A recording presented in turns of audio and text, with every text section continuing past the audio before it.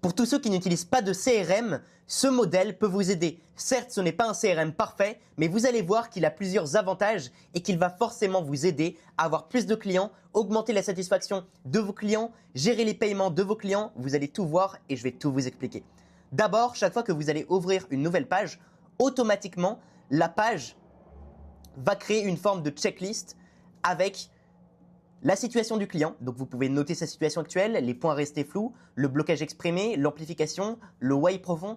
Donc, notamment pendant vos appels, vous pouvez ouvrir cette page et prendre des notes. Également, ce que je vous recommande et ce que je fais personnellement, c'est avant chaque appel, je note rapidement la situation actuelle du prospect juste ici. Comme ça, même dans plusieurs mois, je me souviendrai exactement de ce que le prospect m'a dit.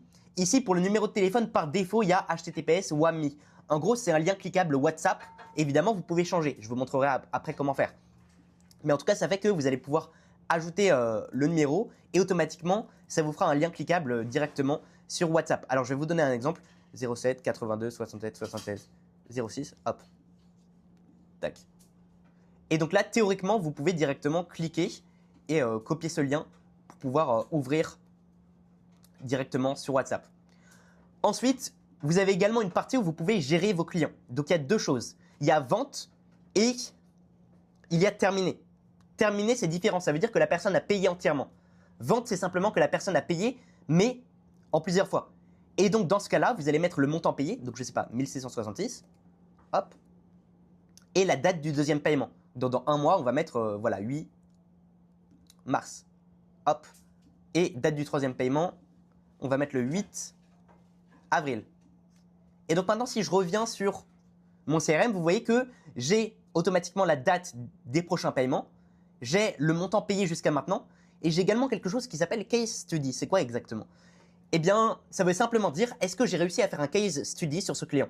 Est-ce que ce client a eu des résultats suffisamment bons pour que j'en fasse une vidéo, notamment sur YouTube, où je montre la méthode?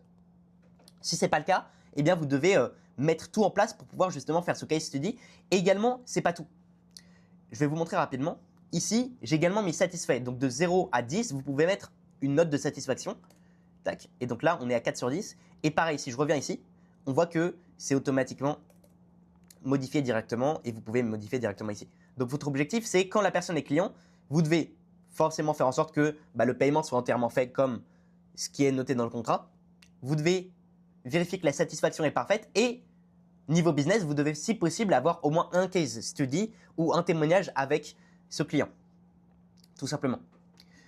Donc maintenant, si je reviens sur la gestion des prospects, vous avez plusieurs choses. Donc vous avez lead, mais vous avez aussi relance 1, relance 2, relance 3.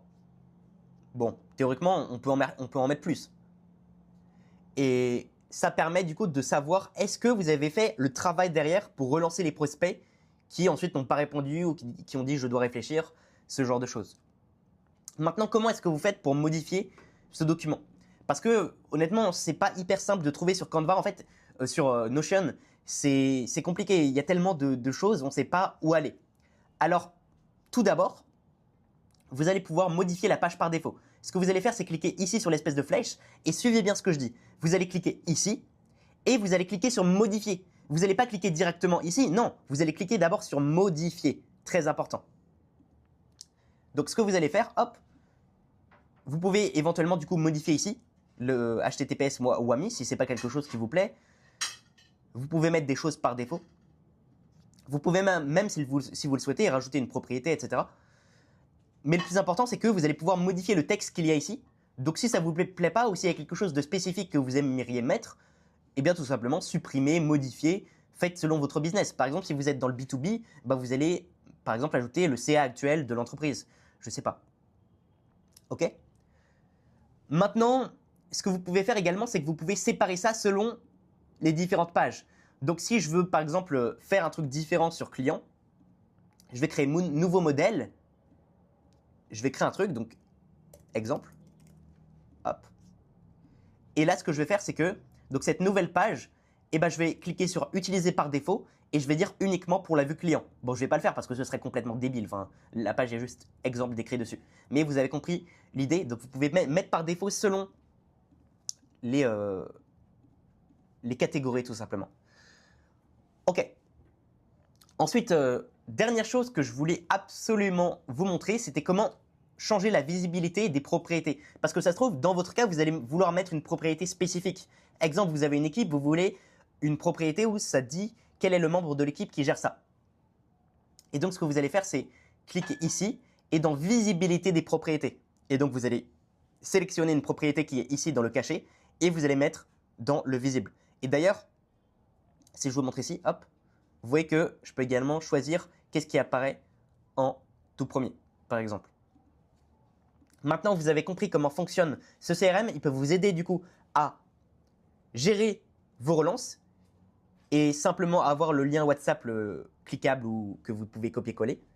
Il peut vous aider à gérer le moment où il y a un second paiement. Il peut vous aider à gérer le montant qui est payé actuellement. Il peut vous aider à gérer la satisfaction et le fait que vous allez pouvoir faire des case studies ou des témoignages avec chaque client.